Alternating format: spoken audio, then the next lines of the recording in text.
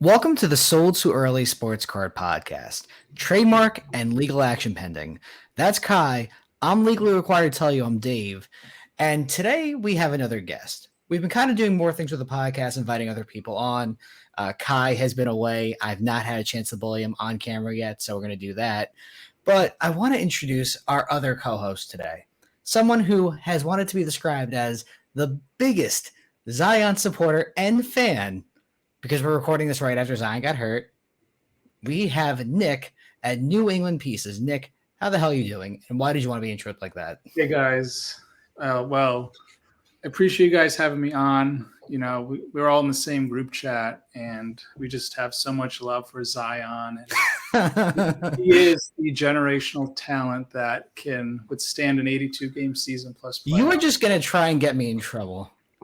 Hey, you know, there's 82 games in a season plus playoffs. There's plenty of time to come around on the Zion hype and support Zion being explosive talent.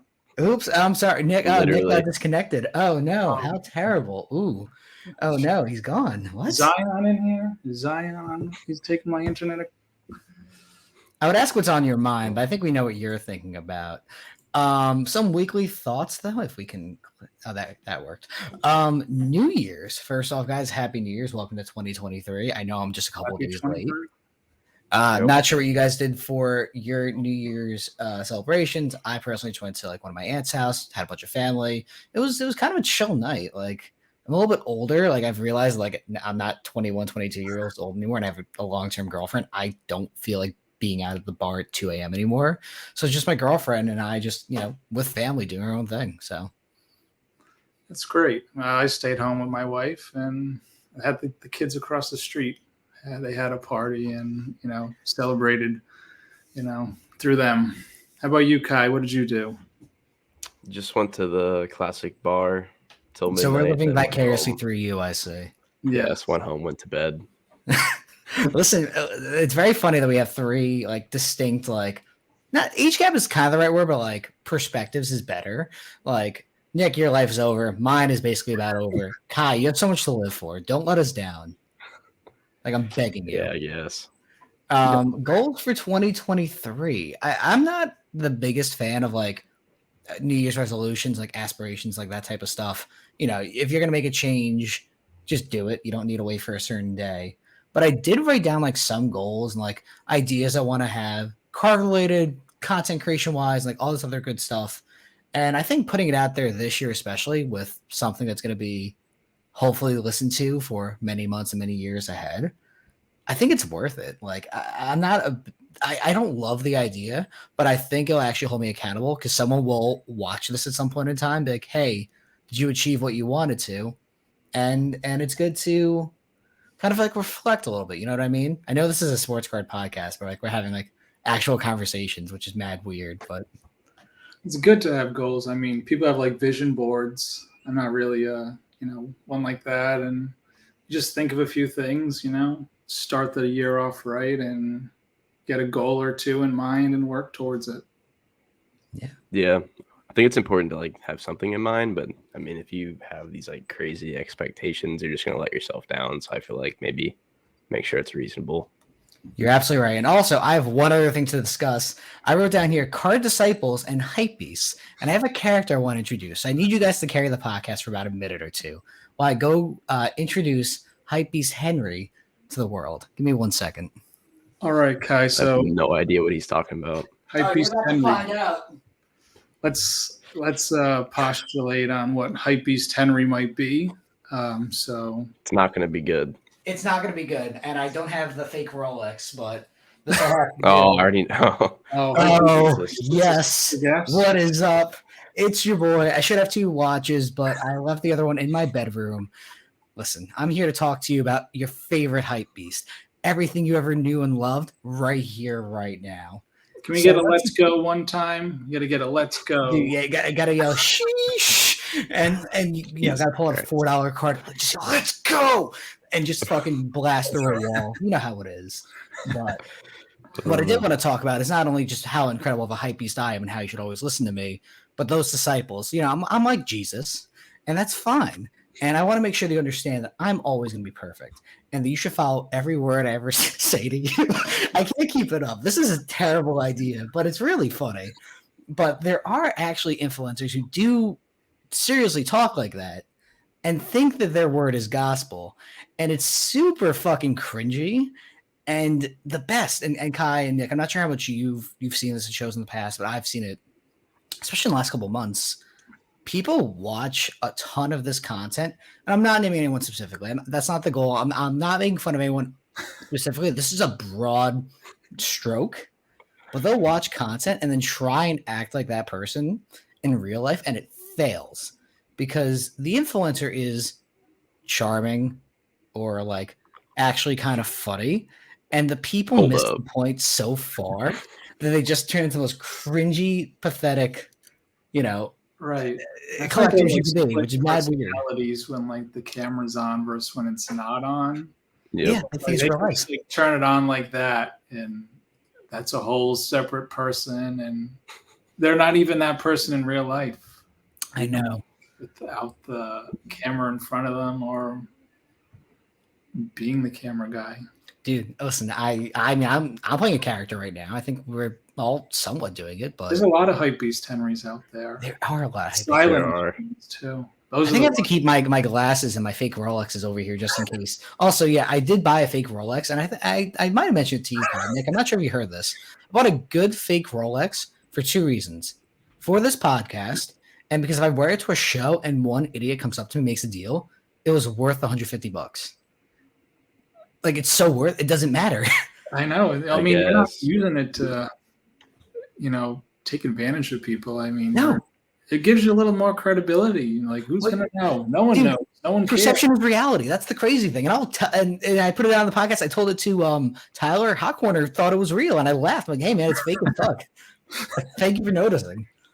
Hey, you might even find an extra buyer or two. But that's exactly the point. And pretend you're a watch guy for about 20 minutes. Yeah. I love how this watch tells me the time. That's it, right? And it's pretty good. You can just, you take that picture on Instagram for your story. You get the watch band in there. Casually just have it. You got to face it out. That's the trick. I'm facing it the wrong way. There's also not. And the reflection of the watch is your stacks of money. Yes. And you have the glasses like I had. That's all I want. Is that really so much to ask for? Not at all. Kind of. Not at all, Henry. Kai, what's on your mind before I get in trouble? More trouble. Nothing too crazy. I think sports are kind of just a little stale right now. I mean, football's coming to an end of the regular season. Basketball is like midway almost. Baseball doesn't start till like April or spring training, I guess. But I don't know. I guess we'll see when the playoffs start and stuff. But it just kind of seems stale from like a viewing point. Yeah, it's unfortunately kind of like, most of the teams are going to be in the playoffs across the NFC and AFC. I mean, the whole DeMar Hamlin situation is going to throw a kind of a wrench in it for the moment, and we actually have a note on that. But yeah, Week 18 is going to be probably pretty worthless for 95%. Yeah, I think there's like 1 or 2 games that matter or something. Yeah, like I mean, depending on what happens with that situation, maybe a couple more will matter, but like in reality, it's basically the AFC picture. Is the thing that's. I know the South is like Jaguars Titans game's gonna matter. Pick the winner, but yeah, dude, if the Titans somehow win with Joshua Dobbs, mad fucking funny. Yeah. Only other thing notable, I opened a PSA account. Shout out to Nick for the help on that. Subbing myself finally. Really? Like you're gonna sub yourself? You're not gonna use group guys from now on? Yep. 8 years of group subs. Now we're finally. I don't know. I just think it's better to have my shit like on my own. Like I don't know. I just like it better. I mean, you're paying a little bit less, obviously, but my opinion on that is I'd rather go through a PSA guy because I know it'll be handled like promptly. Either I used to use someone in California who would handle over to PSA's office. It was not Mark's cards until it was, which I did use. I just got my Mark's back this week, actually. Yeah, fuck that. I mean, I'll name drop Mark's cards because fuck that guy. But I did use someone else first who was great, and then he did his own thing, and I used Mark, who obviously was a piece of shit at the end of the day. But my new PSA guy, who is Santiago Sports, is in New Jersey. He's 20 minutes away. Like, that's super worth it to me because I can go pick up my stuff whenever. So, Yeah, I you mean, can't my go thoughts wrong on that with is, you're good, Nick. Keep going. Yeah, I was gonna say you just can't go wrong. You know, you got your own card store, and when you got like, you know, doing it yourself and have like personal reasons behind it, I mean, it does have its pros. Slight cons, like you gotta, if you want to do a small order, I mean, regardless, you're paying $30 to ship back. So as long as you can just spread that cost around to the other cards, most of the time it works out just fine. yeah. Dude, I took advantage of SGC submissions for $9. I sent in like 60 Bowman Chrome auto or 60 Bowman Chrome like autos in color from 2022, like the day before it expired. Which is part of the reason why we actually had you on the podcast, Nick. You love Bowman. So we're gonna talk through prospecting a little bit later. But dude, for $9, I didn't even really check the autos of the guys. I was just like, all right, just fuck it, put it in the sub and worry about it later. It's pretty good to just get it slabbed. And I mean, even this Bowman Chrome release was a little condition sensitive, so you insulate yourself from returns. Even though I haven't, you know, I've been selling a lot more on eBay, and I think I've had one return, and that was just because the slab was cracked. But oh, fun. So at least you get to protect yourself from someone saying that this card had this or that, and you don't have to deal with the whole return process. And so I don't know if we talked about this on the podcast, Kai, but I had an eBay issue, and I was actually the buyer of the card that had a condition issue. A couple of weeks ago, maybe like a month ago at this point, I bought a Giannis Flawless Auto to 5 that looked in good condition. Won the bid, paid. I had a couple days of issues like trying to ship it to my alt account because I wouldn't have to pay taxes on it then. And when it went through the eBay authentication process, it had a crease in it that like was not showing the pictures, and I got a full refund. So like I was actually the one who benefited from the authentication process. I was actually shocked at how like good it was. I've never seen anyone else talk about it. Yeah, I've only had like one bad issue, but I've never had like a positive like effect from it actually. I kind of had one that weirdly worked out positive where I sold a Jalen Hurts card, and I think the next week he played out of his mind and he was like top of the MVP conversation. And the eBay, I guess they returned it back to me because I didn't put that there was a blemish on the front, even though I pictured it. And the buyer he didn't say anything to me, but unfortunately he didn't get the card at, you know, the price of the previous week. So also worked that other way too, where the buyer, you know, they probably wanted that card regardless. Did you make more money on the card, or did you still own it? That's funny. Yeah, I mean, listen, it's fortunate, but yeah, I mean, you didn't do anything wrong. That's eBay. It's you know, I wish you could wave into the authentication process. I agree. Like if you didn't have to, or if it was either based on like your eBay feedback or you could wave into it, it'd be different. But to make every single item that's like over, I think it's like either $250 or $500 now. They've lowered the number. It used to be like 1,000, and I know it's gone down. Another thing is we're on the East Coast, all three of us, and you have to ship it to California. So you're probably. I thought it was Florida. No, mine goes to Florida. It's like it comes like the next day after it gets authenticated for me. It's so nice. Yeah, I've seen mine go to Florida too. Which I think there are two like places. So I think the other one is California. Yeah, well, I shipped mine to California for some reason, and you know, paying an extra probably 50 cents. That's weird. Cents to $1. Yeah. What I also heard, and I don't know if this is true or not or confirmed, when I called eBay and I was bitching about the authentication process then for one reason or another, the rep told me that they were partnering with PSA on it. So like it was interesting to hear them talk about PSA when it was like a Beckett slab I had with them, but like who knows if this is true or not? I mean, that's just one thing I heard. Yeah. But who knows? It's very weird. It wouldn't shock me because everybody's got these vaults now, and who's to say not everybody shares the same vault? I mean, some of them do. I know for a fact that some companies share the same vault in Delaware. So won't name drop them because I'm not 100% sure, but there are some. That one huge company in Delaware. Yeah. I don't blame them. So Nick, anything on your mind right now? What's going on with you? Let's see. Love Zion, of course. Let's see the card market. Let's see what I could say. I think wax prices need to come down. You can buy, I'll just talk about Bowman Draft that came out. It's like an average of 150, because if you're looking at 450 a jumbo box or 700 a super jumbo, you'll be lucky to get 30% on each box if you decide to open that. That's how like scary it is that you That's can't even crazy. open anything. I mean, even packs themselves are $40 a pack if you're lucky at card stores that want to sell it at like $450 a box. Yeah. So, I mean, it's so scary too, because especially in baseball, well, two things. First thing, good thing. Lane LJK Cards did pull that 1-of-1 black wave of Jackson Holiday in a personal for someone, which is super cool. Like, good for them. Very happy that Lane pulled it. You know, that's a great moment. And secondly, in terms of like ROI for cards to like box prices, Bowman is probably the worst to rip personally, as like, you know, just compliment it, because you have so many like ways to lose money there. Because the easy answer is you get a base auto. The second answer is you get a pitcher. And the third one is you get like a bad hitter or pitcher. Like there are three distinct ways to very clearly lose your money no matter what on the Bowman. Like, and then it's tough where, I mean, the good thing about ripping Bowman is like, you know, you get a pack fresh card.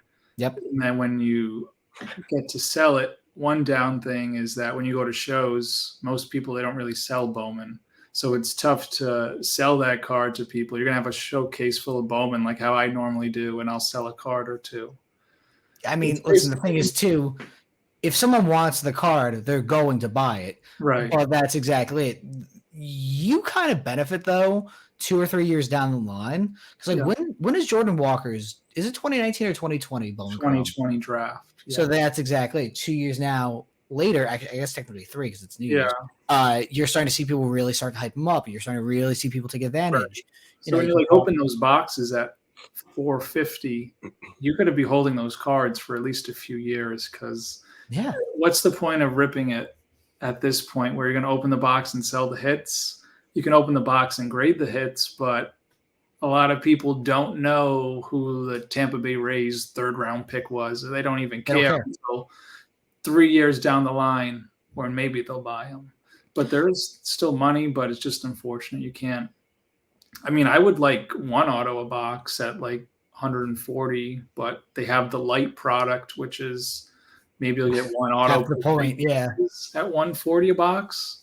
So that's just something that grinds my gears, is the 450 minimum a jumbo box. And super jumbo, you're looking at probably 3 base autos and 2 color autos for $700. And that was a case of Bowman at one point, like not even 5 years ago. How long? So let's just continue through the conversation about Bowman prospecting, because like we're already going through it. How long have you been really going after like Bowman Chrome specifically? Because I've known you for a while, and you really have like maybe messed around with some quarterback stuff in the past, but like I really know you as like the Bowman guy. Right. So yeah. Later, people I really trust in like that field. Most of the stuff, basically, I'll deal in Bowman. Like if the stuff I buy is like Brady stuff, I'll buy it and keep it. And smart. I have like other stuff that I transact in, but Bowman, I kind of know it like the back of my hand for the most part. And I don't even have to look up comps most of the time to get an idea of what stuff's going for, because I have an idea. But 2010, 2009 for sure was my first buying packs and knowing what I want to buy. So luckily it was 2009. Wow. And then first case of Bowman was 2010. And basically it starts, you don't really know much if you're going to start off prospecting. And it was different then. You had 30 guys on a checklist, and now it's 100 in a checklist, 3 times a release. So it's much different now than then. And like I said, the box prices are just ridiculous. I mean, cards are worth more, but you're going to the risk is higher. The time value money is not there. Yeah. Ripping wise. I mean, let's expand on that. So like obviously you've been in this Bowman craze for well over a decade, which is awesome. Give yourself some credit. Where have you like really knocked out of the park? And then I'm going to also ask you then, following that, where did you fucking miss, unfortunately? You have to have the story. So I try and buy everyone. I talked with Kai about this when he started his Bowman Chrome, like getting into it heavy. Colt, yeah. Adventure. Pick a bunch of guys, and it's pretty easy to get going, honestly. You could just have the capital to do it. But I did pretty good with Walker Buehler in 2015, Pete Alonso in 2016. Nice. Cassis in 18. I did pretty well with him. And then who I did bad on, there's a guy that pitched for the Red Sox, Drake Britton, in 2011. Don't know who that is. Don't know who he is. No. Let's see. 2008, there was Julio Bourbon of the Texas Rangers. Never heard of him either. Yeah, there you go. That's, I guess, the point, unfortunately. And I've always tried to, I kind of have like a little method of what kind of guys I want, what guys I stay away from. So I tend to just buy in volume and make a certain quantity and get a color or two and play it that way. So you're really like, you're all about the dollar cost average. Like if you buy 50 Bowman Chrome base autos at $7 a pop, you're much happier than if you bought like a green or a purple or even a gold if you really love that guy. I went to school for accounting, so it's okay. Yeah. Bowman's like cost accounting and a little bit of math, equation solving, and that's all it is. Are you like going on eBay and just buying 50, or how are you getting the volume you want?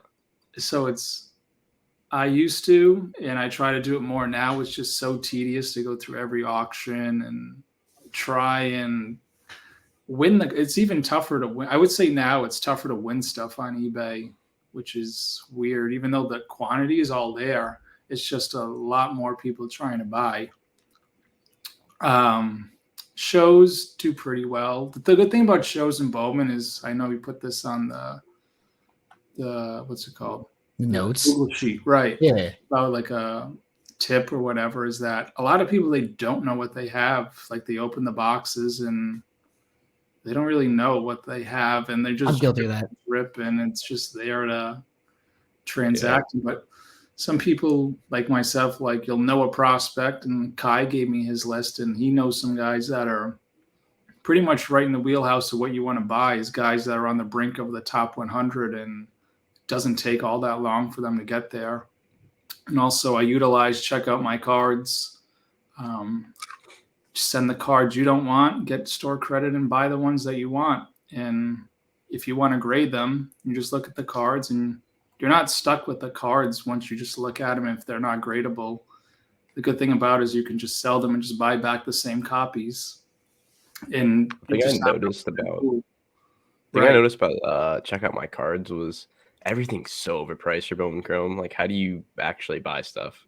You got to have store credit, or you get like you just don't care about it. Like you just pay up and store credit on it. Yeah, pretty much. I mean, sometimes it's worth it to pay up, because you're getting rid of cards you don't really need, and you're getting cards that you would need.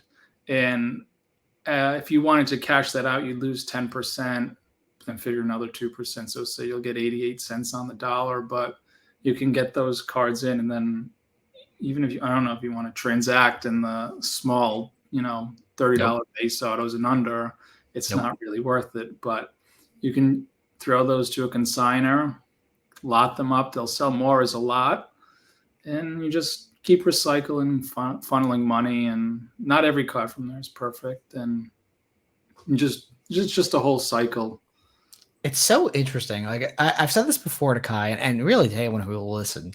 There's a million different ways to make money in cards, but like you were just talking about, even like the small gains too. Like percentage wise, you're gonna do super well. Right. I would never want to do it anymore. I personally have shifted into like, I just want to work smarter, not harder. So if I make 10% less deals like this year, but I make the same amount of money, I'll personally be happy. I want to do this as efficiently as possible, but there are those who do want to like do that small grind, or do want to just like flip those smaller cards and do well. So it's so interesting. You have like this different perspective on it, where no matter what you do, the goal is obviously to try and like recycle it, gain the wealth, build higher value, trade out, sell, whatever it's going to be.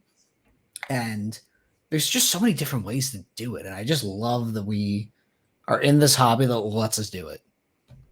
And that was like, I think that was one of my like goals, is that just know what you do and do that best. The best people in the world are like specialized in their jobs, and there's even specialization within specialization. So I know I do well with volume. I know you do well with getting value out of deals, and Kai does well with like getting cards into smaller cards and with more value, tracking value that way and consolidating. So if that's what you're good at, I think that's the best way of being in the hobby now, is just do the thing that you know best and you can operate best, and don't try to be that guy who's either Hypebeast Henry or the influencer who's out there, and not everyone is that. And once you get like in tune with that, you can do the best that you know how to do, and you're not overextending yourself. I think you just nailed something at the very end there too, especially in the last 6 months, maybe the last year. So many people have gotten hurt in over leveraged like assets. We could talk about Zion and then tease that, and that's all that fun. But even if he's the player that I have openly chosen to like hitch my wagon to and like talk about the market, there's so many other players that I don't have to name drop that are trending downward regardless of their play, or even if they're bad. If you bought who's really regressed this year across any sport, like if you bought Tom Brady last year, for instance, or Matt Ryan, or really, yes, like, really, because I haven't had a chance. Who's buying Matt Ryan? Because I haven't had a chance to bully you yet. The point is, if you bought someone who had expectations, or Zach Wilson, I guess is a better example of ever actually, once again, name dropping certain players or assets or whatever, where like, fuck, what was the point I was trying to make?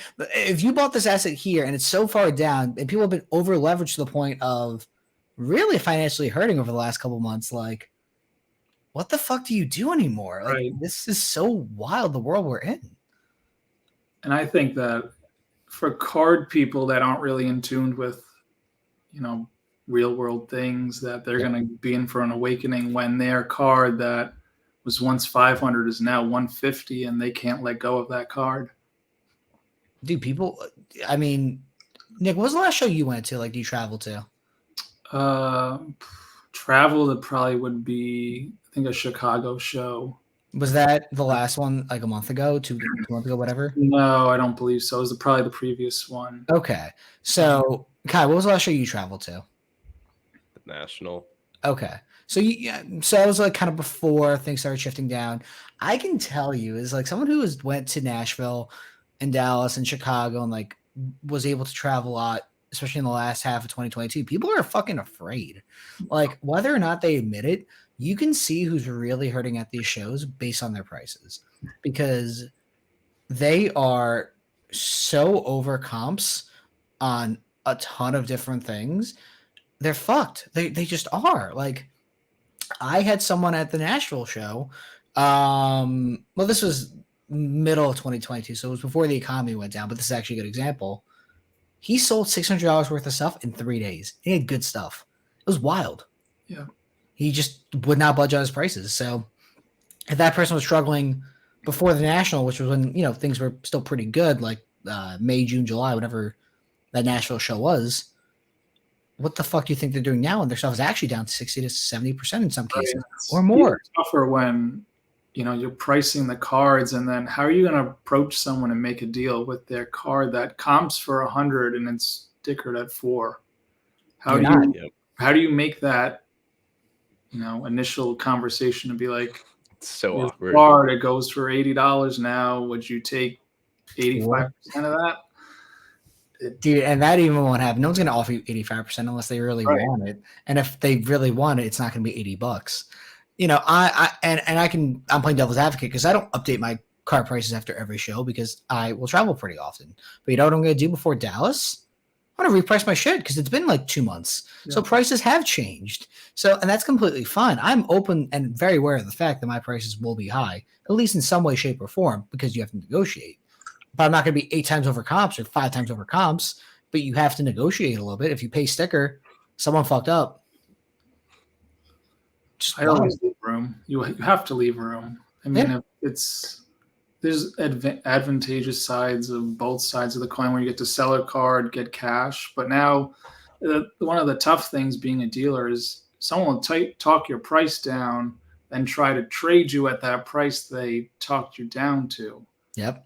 Without bringing that forward initially, and then you're kind of stuck in a hard place. And well, I need this much more trade value, but then the stuff they're trading you is the stuff you blow past on a table, right? Yeah, dude, people neg you on anything. It's so funny that like once you have the experience, expertise, knowledge, whatever you want to call it, once you're able to like take a step backwards from it for like a month, 2 months, whatever it's going to be, you gain such an insight into how the psychology of the deal is done. And it fucking like you can like interpret what someone's going to say to you. Yeah. One of my favorite things to do in a deal is to always counter. I will never accept your first offer unless it's so good that I know I'm going to make money. And whether or not I admit that it's bad negotiating or whatever, I will never accept your first offer because I can always get more out of you. And you think you can get more out of me. And I've literally just like said this to people before. Hey, I'm at 250. You're at 2. I'm going to skip one line. Let's do 225. And they'll accept because they understand that like that's how the game works. It's all a fucking game. It pretty much is. I mean, when I've set up, I only set up, here and there at a show that's local and it's the largest, probably in the Northeast for traffic wise. But people, when they want to make deals, you kind of have your end, they have their end, but they kind of want you to give a little more. Yep. So if you can just eliminate those steps, I just feel it's so much easier. And I know doing deals with you, people can attest that you can get deals done in 5 minutes. Yeah. It doesn't have to be. I don't overthink it. And that's drawn out process. That's just not nickel and diming, but trying to get your value. Yeah. Listen, I think that's if I could change one thing about the sports card world as a whole, it would literally be I wish we had more critical thinking or we just stop fucking playing games like girls. Like just get to the point. Like don't do this. Exactly. Like make it more efficient, please. That's why we all deal well. I mean, if a random person just came up to you and was trying to nickel and dime you, like we all know like we can get to the point in 2 minutes, but they're gonna want to get every cent out of you. It's just and I'm not gonna want to do business with them again. Or if ever, like it's so annoying. Like if you're gonna nickel and dime me over $25, what are you gonna do when it's $1,000, $5,000 card? Yeah, right. Doing that all at the same time, they talk your card down, negging you. Yep. And it's like, okay, why couldn't we have just said no or made it, so cut and dry where we don't have to do this? I know you want the card. Like no one says I want to do a deal for this card, but they don't want it. What are you doing with a card you don't have a purpose for? Yeah. It's just so crazy. I don't know, man. It'll be very interesting to see where we are a year from now economically and especially in parallel where the fuck cards are at. Like gun to your head right now, guys. What do you think? Are cards higher or lower today than they will be in a year? I'm going to say lower. I'd say probably about the same. I'd say about I think it's going to be lower for a little while, but then people are going to – I think – the thing is, it's good because I saw this on the Google sheet about auction houses. There's so much out there to buy, and just in person, it just doesn't feel like I can go to a show. I can spend $10,000 on about 2 cards.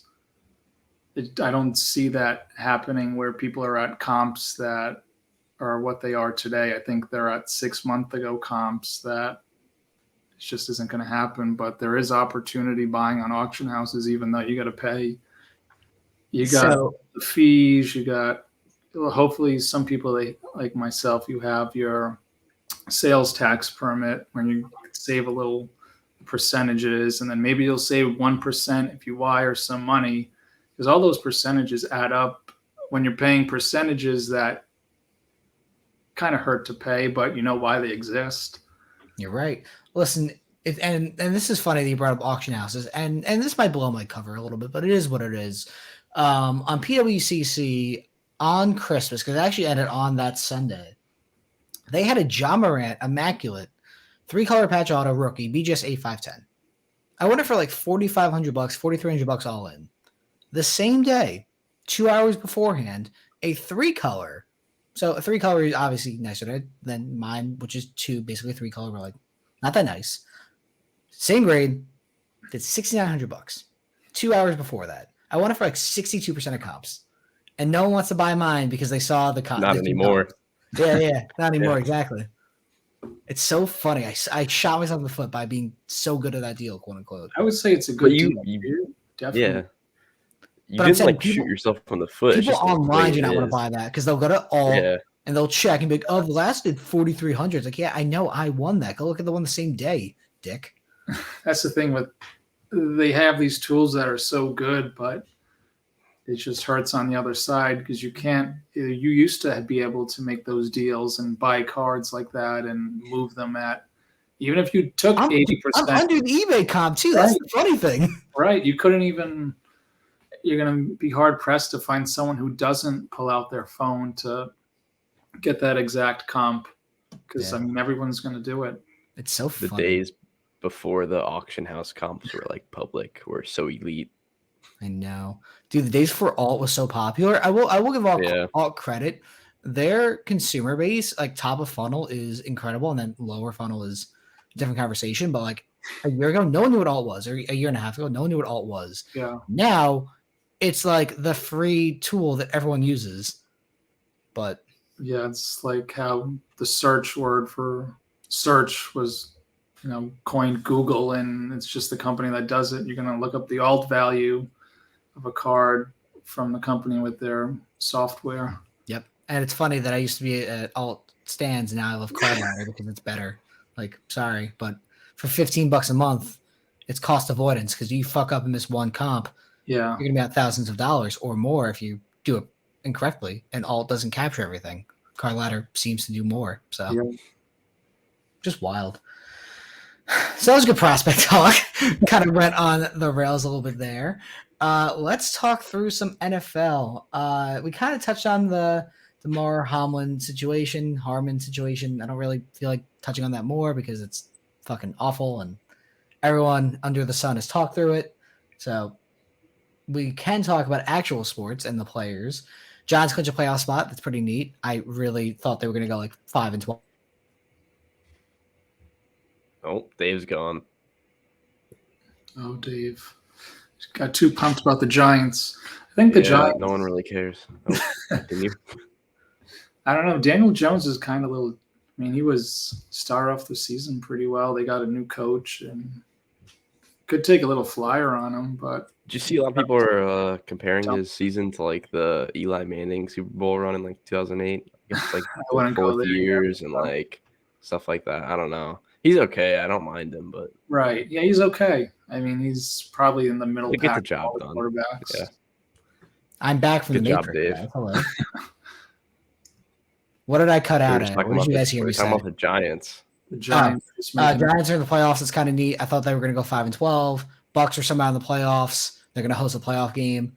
They're going to end up in the Super Bowl somehow because it's cursed. Like the NFC is also kind of bad. I feel like the Eagles and Cowboys are both going to get ran through in a game. Yeah, like the Panthers almost even made the playoffs. Yeah. Bad that South was. Who do you think? Yeah, our division's awful. Do you think the Jags make the playoffs, or do you think the Titans somehow clutch it out? I think the Jags do. No, the Jags, or I would say the Jags. I think the Titans. I don't know who they're. Aren't they playing Dobbs as the quarterback? Yeah, exactly.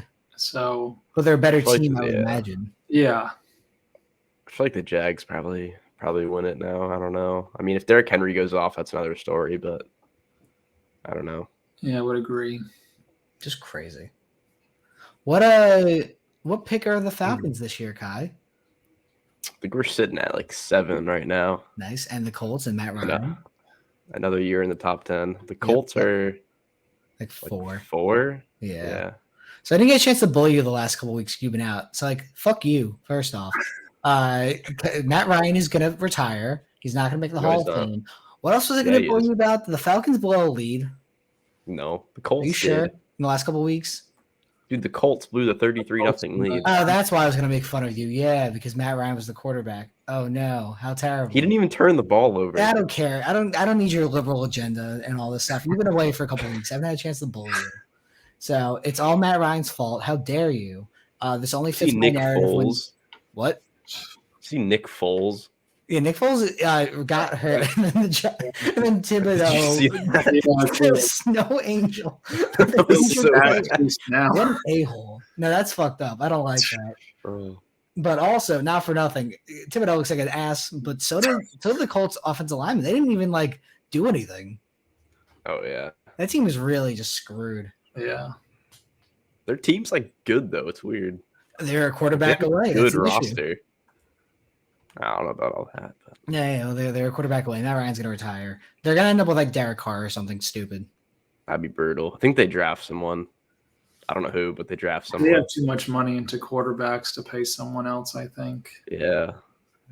They're gonna have like 40 mil in like dead cap. Or they have like Jimmy G or a Zach Wilson or a Minshew. You gotta pay Jimmy G. He's a free agent. He might only want, 15. No chance. He's gonna get a bag. You think he's getting more than $15-20 million? Yeah. Yeah. There's a lot of teams that need a quarterback this offseason. So crazy. I could see the Giants giving him like 50 mil. No. Well, once again, I've said this before, and I'll continue to say it.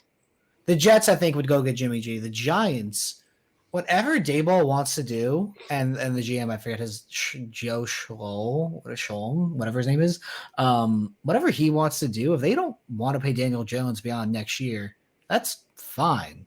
They've won with no offensive weapons outside of Saquon, and Jones has done good, but he's not going to win you a Super Bowl. So if you want to continue to use him, that's perfectly fine. If you want to move on, that's perfectly fine too. I will have faith until it doesn't work in whatever they decide to do. So yeah, I mean, if they want to go get a quarterback and not pay Daniel Jones, I'm open to hearing who they get, but I don't know if he's the guy. Nick, you a Patriots fan, right? Yeah, unfortunately, I still am. Oh yeah. What are you thinking like about? 6 Super Bowls in your life. You should be happy. I know. Well, the thing is, I took them for granted. I mean, I just thought it was going to keep happening. But when you have the best quarterback to ever play, that's what happens. But Brady might go back to the Patriots. There's a conversation about that possibly happening. Yeah, I wouldn't be surprised. But what do you do with Mac Jones though? I don't think that can happen. I think the problem is they had a defensive guy as the de facto offensive coach and the special teams guy. Wait, what are you telling me you shouldn't do that? What? I don't get the rationale behind it. I mean, Mac's a good quarterback. He's like middle of the pack, but the regression is so terrible from last season because of the coaching and just changing everything for no reason. I feel like the Patriots should go full tank. No, if they go full tank, I'd rather just see Belichick retire. I don't think he's going to allow that to happen. He probably would. Yeah. They're on the border. I mean, if we'll see how the game plays out with the Bills and Bengals, what they decide to do with that. But if the Pats, they beat the Bills, or there's some other permutation, if 3 different teams lose and they happen to lose, they're somehow the 8th seed. Somehow, but they're going to get bounced anyway. But they'll take that first round exit by being in the playoffs. I don't think, as of right now, they are expecting to play the game on Sunday. Bills, Patriots, dude. From what I've seen, there's a possibility there's a 19th week. There's a possibility that they just call the game a tie, or whoever was. The tie thing's ridiculous. There's no way that should be called a tie. What do? You just roll it no contest? There's no. I mean, you have to play the game at some. I just don't. Here's the issue with if they play the game. You either need to have a 19th week of the season, or the game had to be played right now as we're recording, which is not happening. I saw they could just get rid of one of the weeks between the Super Bowl and move everything back. So that's exactly it. Well, they could do that, which would be interesting as well. But actually, that might even be the best option, because if you I saw there's flexibility on the TV contract or something to a point where it's been done before too. Yeah. It has happened. That was done like recently, right? I feel Well, like I remember COVID year that. kind of fucked things up because there was I like think it was Tuesday either night football. COVID year or like something to do with 9/11. I want to say. Probably both, honestly. Yeah. Unfortunately, Yeah. But I just feel like there's no way you can call it a tie. I don't know. It doesn't make any sense. It's a No, it huge doesn't game make any too sense, for the but- one seed. Teams agreeing to a tie.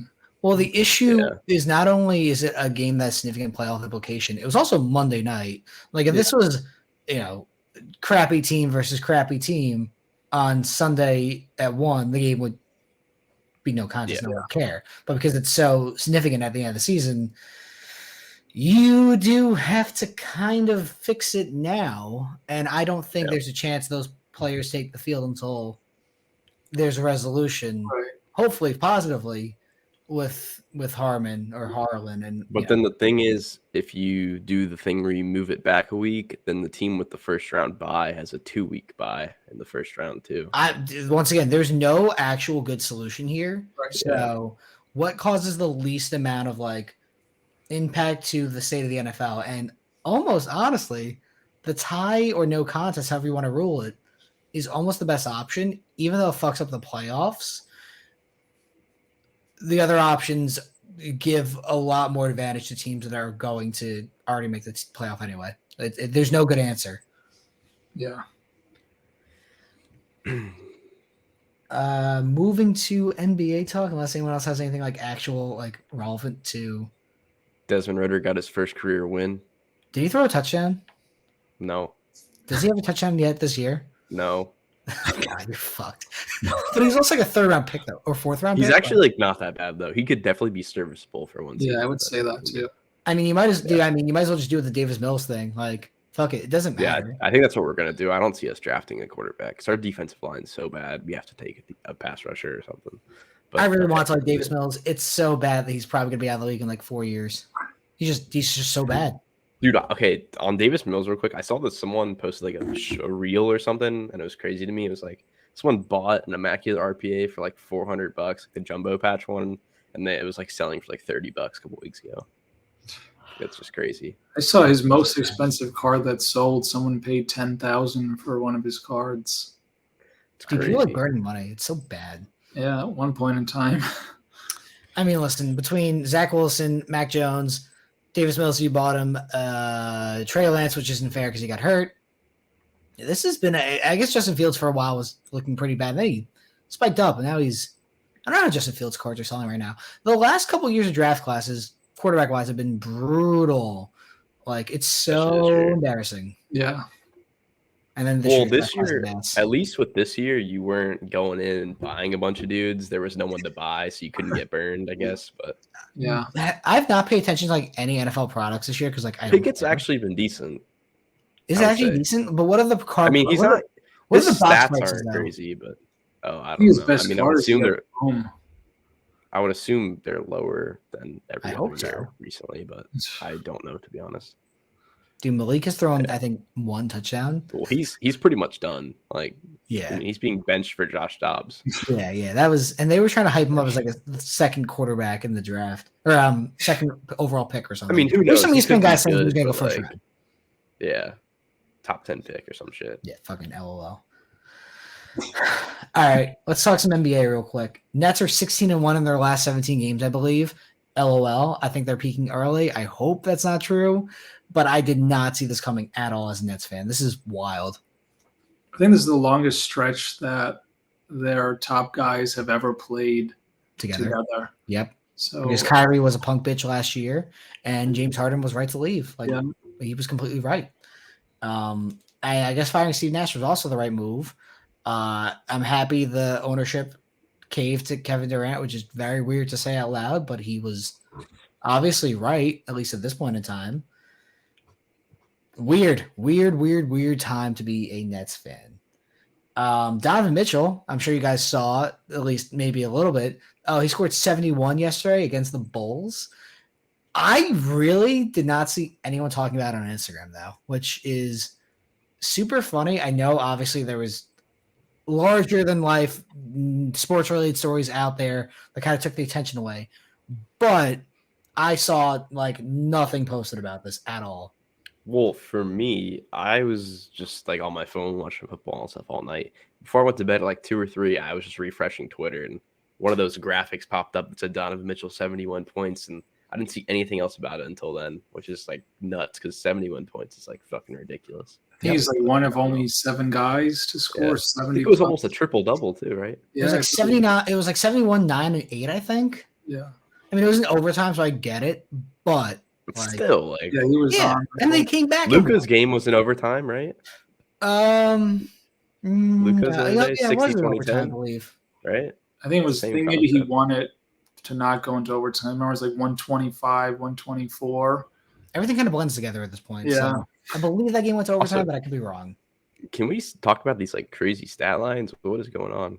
Well, I Luka, think Clay had that's because 60 or 50 last night. Luka's just him, so I understand like why his usage is so high. Donovan Mitchell, I did not see this coming. I knew he had it in him to score like Kobe, but this is something else. think They also have a really like balanced team too. Yeah. Cavs are scary. Yeah. They're really. I'm really proud of how they've built this team Why are you proud?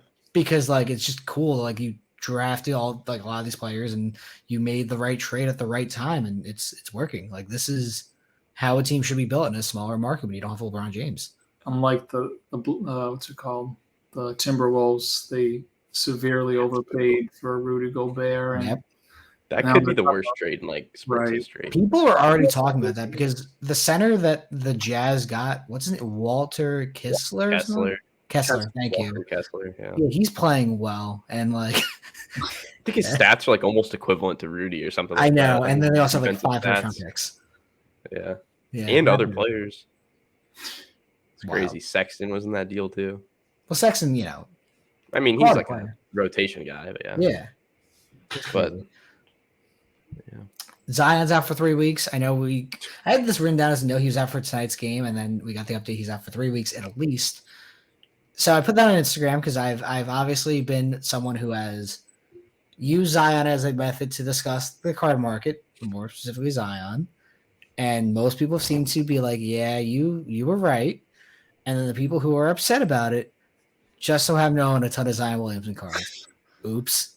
Maybe you should have sold and made your money, or and he came back, and there really weren't that many buyers to buy his stuff. I mean, you could have there bought were too many sellers. Yeah, Right. dude, everyone. I wrote about this back in October. I wrote it down, like I was keeping receipts. If he played well to start, you sell into the hype and you move the fuck on, because the supply and the demand of it, which is not a difficult concept to understand, was not going to be there. There's going to be so much more supply of his shit because people spent 6 figures on his NCRPAs and they are now under 50, maybe 40. I haven't checked the Zion RPAs in a while because I don't really care. I don't own any. Yeah. You know, people just send them to me when they go up, and then I ignore it when it goes down. So, like, it doesn't matter anymore. Those people who bought them in 2020, 2021, and part of 2022 Yeah. either should have sold to cut their losses or, you know, or they take a massive L financially, which it The is what next it is. buyer really isn't there on his like high end stuff. No, because he can't stay healthy. He's gonna miss a dozen or so games, maybe more. Unfortunately, the hamstring injury is serious. Also, let me make it clear: I'm not rooting for injuries or someone to fail, but I do like being right, and I'm going to admit when I'm right. So, I'm gonna be a little petty about it. Make sure I'm clear about that. He's a great talent, but you know, Availability is key. you know, I just feel like he does. And it's just the body type and the explosion he has. It's a recipe for injury. Yeah, He does have like one of the most underappreciated like 30 and 15 games. Like every night though, it just seems like he does that. There's no And, like, no no one. one cares. I don't think anyone would ever doubt his talent. What I will Yeah, I doubt think is that's the the market thing. behind him. I think his expectations were so high that like even a game like that's just Yeah. like oh, cool. Just normal. Yeah. You expect it, Yeah. yeah, which is the worst thing you could do because you want to buy someone who is underappreciated, and the second they go off for 30 points and everyone's Exactly. buying their cards on eBay, you sell fucking immediately. Which is so funny that, like, dude, I really will follow the NBA for like 3 stages. The first 5 or 10 games I will follow intensely because that is the best time to sell. I will follow at the trade deadline. So right about now, I'll start to like really pay attention more. So like those first like 5-10 games, I'll skip 2 months of really following, 3 months, whatever. Trade deadline, I'll follow like very closely because I want to see like where the market shifts out, and then I'll follow like the last 3 weeks of the season through the playoffs. Like everything else, like it doesn't actually kind of matter. Even your own point, Kai, you were saying the basketball is getting kind of stale right now. Like I'll pay attention when the trade deadline comes and that like week or two in between, and then I'll follow back up when like prices come up again as the playoffs begin to shake themselves out and like who's going to make it.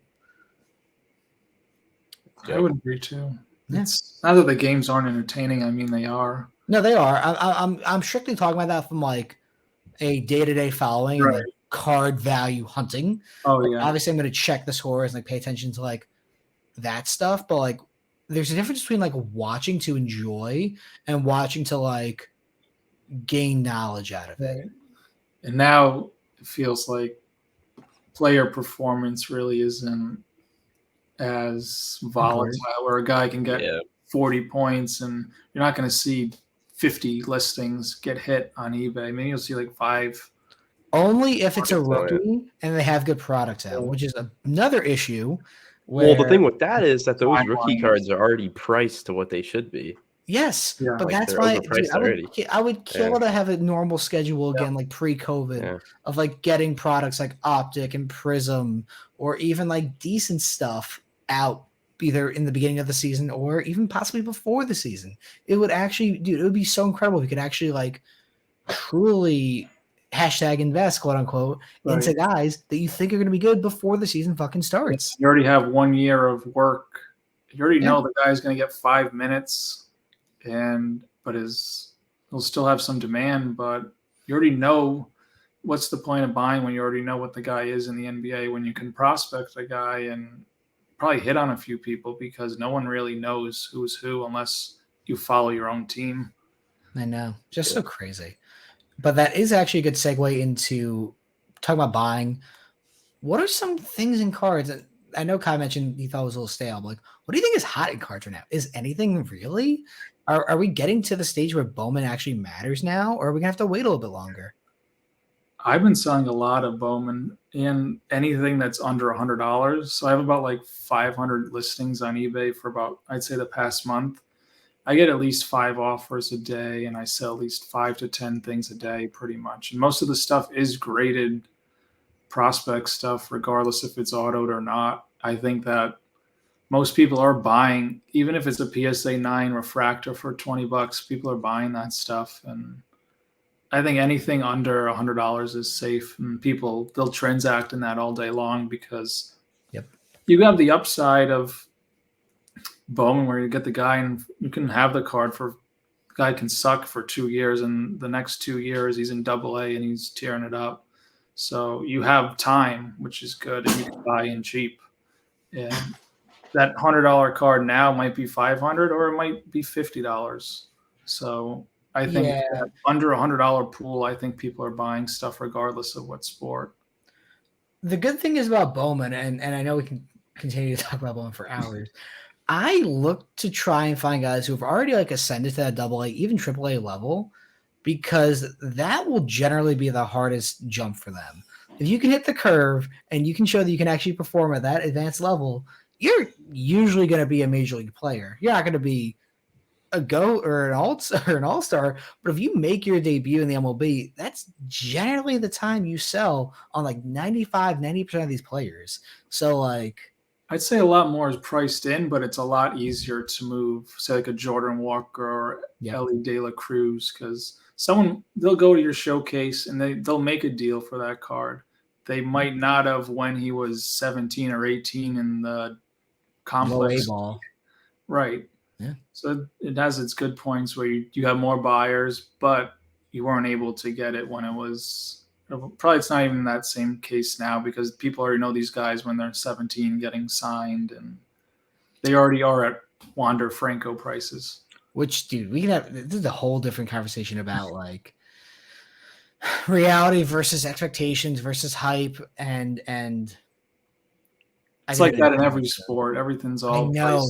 Bowman is the umpteenth example of like this insane hype and expectation for these guys who honestly a lot of them will not make the MLB. Yeah. It's how many prospects either fail out of the minor leagues, or they make it and they're just bad. Like Yeah, probably it like does happen. It's a set that Dude, Willie Calhoun, who was like a decent, yeah, I think Willie Calhoun is his name. The prospect who was on the Dodgers, who went to the Rangers, just signed a minor league deal with the Yankees. Like he can't Kevin even make a major. Maitan from the Braves. Yeah, he's on the Braves too. No, different. Kevin Maitan. the same Oh year as yeah, I remember. Acuna, I remember Maitan. Yeah, he was better. He's supposed to be sold better for- than Acuna. And he sold Yeah. for more than Acuna on release. So Yeah. that's how it goes. Yeah, and Jesus Montero was a Yankee who, Yeah. and I mean that was before the card market boom, but that was a guy who was supposed to be good. Yeah. Like frail prospects could be another hour or two. But Matt Laporta, all those guys, like my Oh god. yeah. Nick, do you ever throwback. hold anything for like years, or you Oh kind yeah. of get it I and got stuff resell it? Guy? that's. I have like all different types of inventory. I got stuff that I keep is like my Brady stuff. Yeah, I'll put it up for sale. I sold a Brady card last week that I had for maybe 8 years. Wow. Paid 10, no, probably like 15 times my money. But I think I can buy that card this year at half the price. So it's pretty available. It's a Contenders rookie auto. I think I can buy another one at half the price I sold this one at. So I think regardless if it's a prospect or not, I think there's plenty of stuff you can just buy and sell. And I have stuff that I want to keep of certain prospects that I like, but I think anything's on the table right now. If you can make money on anything, I would just do it. Smart. What's your favorite card you ever pulled, or what's your best card you ever pulled, I should say? Mike Trout, 2009 gold refractor autograph. Bowman Oh my god. Wait, what? out of What? a Target blaster box. Holy shit. Wait, Yeah. what product was it? The Mike Trout draft. The Chrome? auto. Oh, Yeah. wow. So they actually had draft Chrome autos in 09. And now the problem really isn't pack searching, but people used to pack search then, and they had cello packs. You could literally just see the white border of the Chrome cards in cello packs, and people could sell those as hot packs. Hot packs were like the thing on eBay from like Yep. 2002 to like 2014-ish, where like, you'd have the local pack searcher go through their stuff. But I got that in a blaster box in 09. I was 15, and I sold it when I was 17 for $250. So I've had that moment. I've also owned, Trouts through the years, buying base autos when gems were like 1,500. They got as high as probably 20,000 at one point. Yep. So I've touched a lot of cards, and they're just. I mean, I've made money, so can't really complain. Even No, but which I should have kept. But yeah, if only you can go back and tell yourself, hey man, do not sell this and also get more. And don't buy the stupid prospect that doesn't make sense. Fucking A, man. My God. I can tell you my best card I ever pulled was a 1 of 25 green pulsar of Jason Tatum from Prism.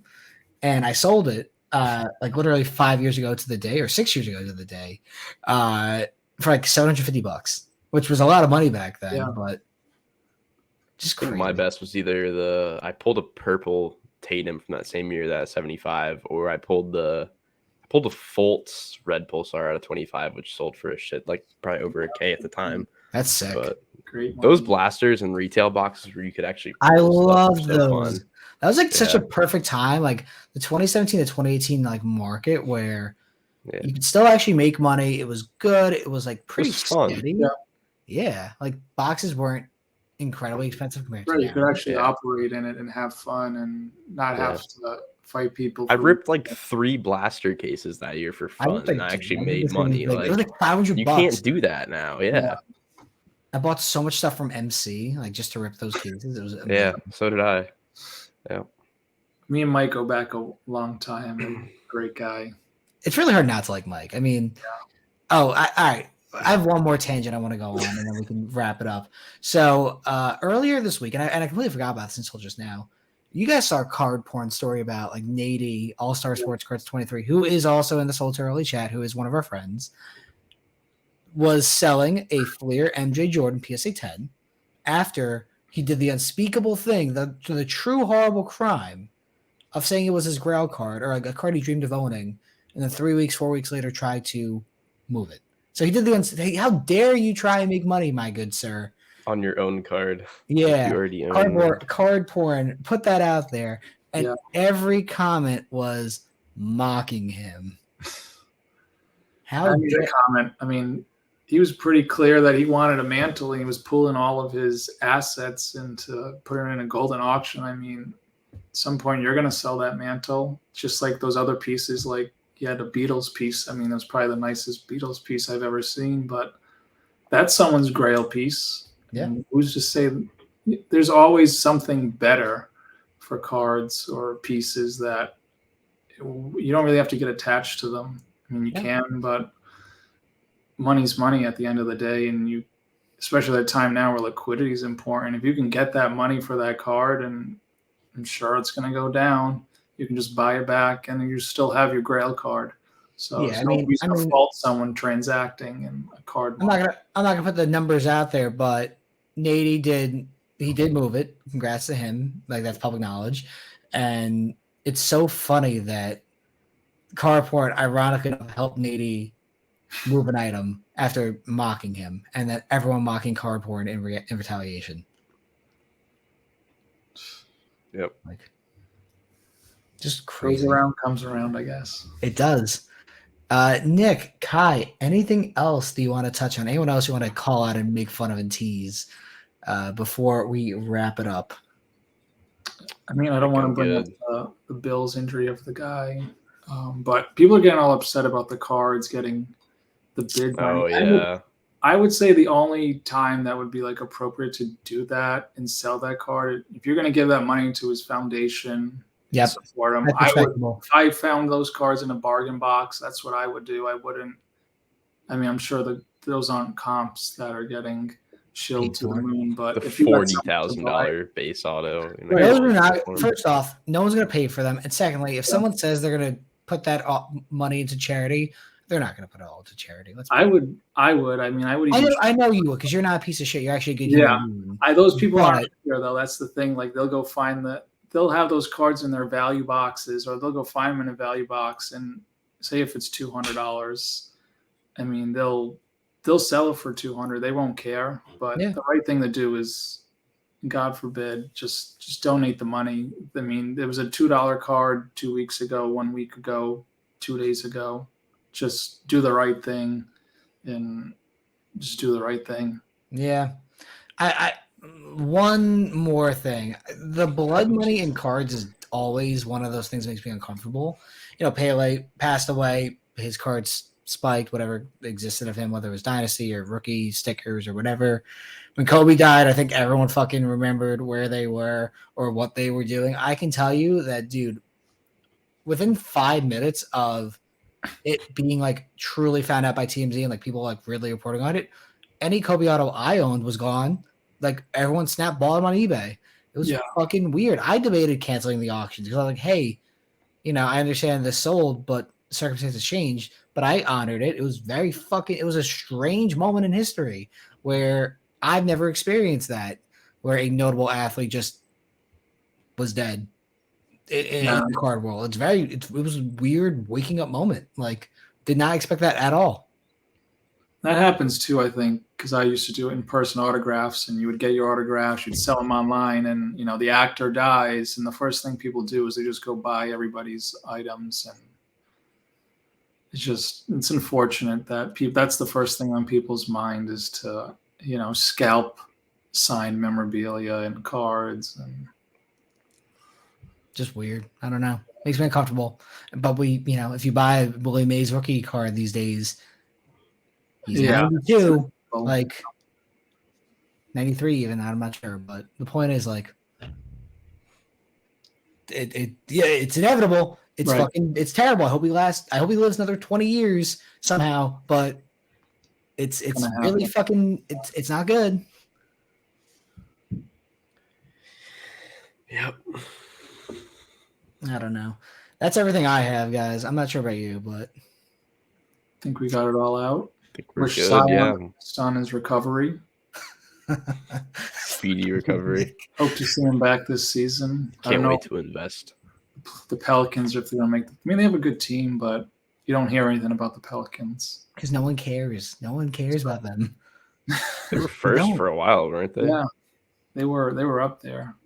They had a good streak, but it's come to an Well, end. that's why they don't crown champions in December and January. Well, there you go.